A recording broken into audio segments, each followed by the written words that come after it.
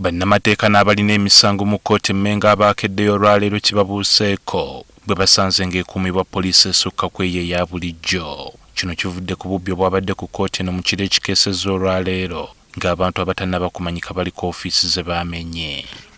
Ababbi bamenye kkooti yaffe ey'e Mengo ne bayingira ekiro ekikeeseza olwaleero ne wabaawo ebintu ebimu bye baatutte ebitannaba kutegeera bulungi.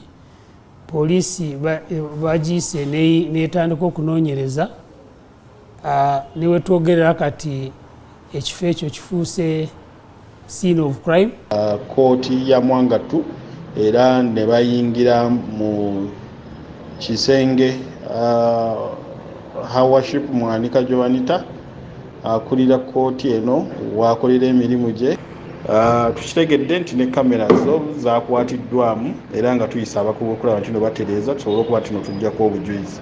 Kigambibwa nti ababbi baayise mabega wa kkooti eno olwo ne beesolossa mu ofiisi ne bakyekola. Karemani atubulidde woofiisi ezamenyeddwa. Bwe bamalira okumenya ekifo kyaffe eky'Emengo ne bayingira basobodde okuba nga batuukira ebifo nga we tuwandiikira emisango ne ofiisi z'abakozi baffe abamu.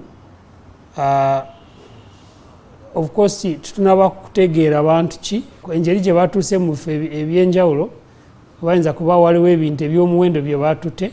Awabeera ofiisi za small claims, ofiisi za computer, ofiisi mwe batereka ssente ne babbayo ebintu ebitannaba kutegeerekeka n'ebimu bye tutegedde nti ze computer era ebirala ne babyonoona. Ensonda zitutegeezezza nti obunyazi buno bwe bwabeereddewo bwabaddewo abasirikale ba poliisi abakuumi 2 bokka.